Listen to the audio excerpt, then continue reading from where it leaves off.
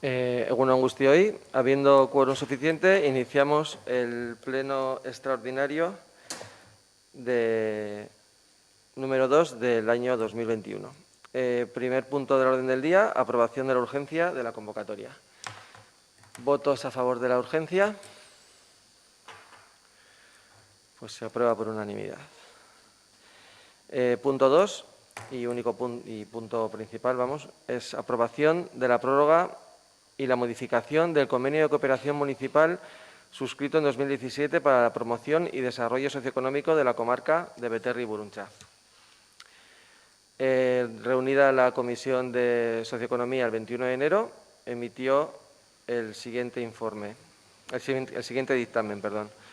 Aprobar por unanimidad la prórroga y modificación del convenio de cooperación municipal suscrito en 2017 para la promoción y desarrollo socioeconómico de la comarca de Beterri y Burruntza, una vez debatida la misma en la comisión de fecha 21 de enero de 2021, con los votos favorables de los concejales y las concejalías asistentes. ¿Alguna formación quiere entrar en el debate? ¿No? Pues pasamos a votar. ¿Votos a favor? Pues por unanimidad se aprueba con 15 votos a favor. O 14, no 15. 15 votos a favor. Pues nada, se acaba el pleno. Gracias. Perdón, ¿hay alguna explicación de voto? Vale, perdón. Tiene la palabra el señor Martín. Egun on, denoi.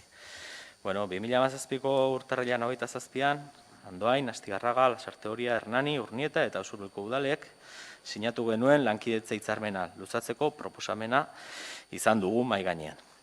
Hitzarmen honekin bide oparoa egin dugu 6 herriok, garapen sozioekonomikoaren arloan, enplegua, ekintzailetasuna, enpresen lehiakortasuna eta lurralde garapena sustatzeko 30 programatik gora garatu eta harreman sare aberatsa eraikiz.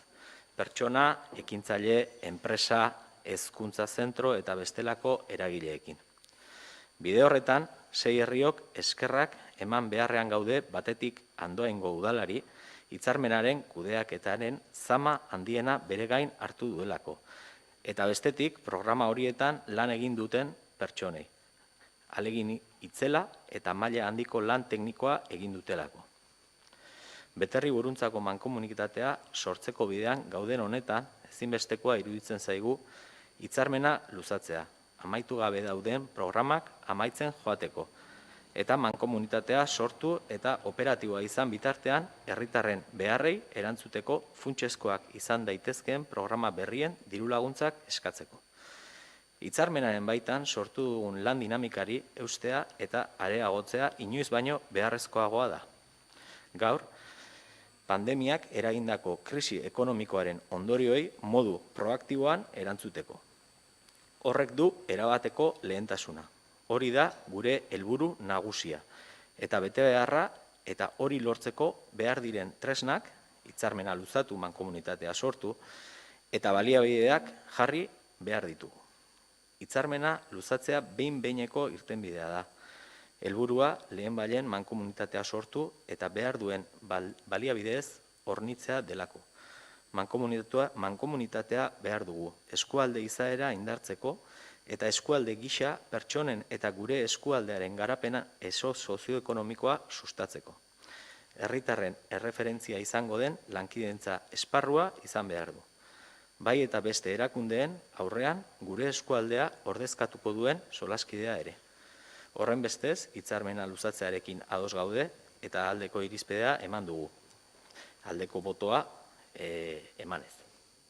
Besterik gabe. Eskerrik asko.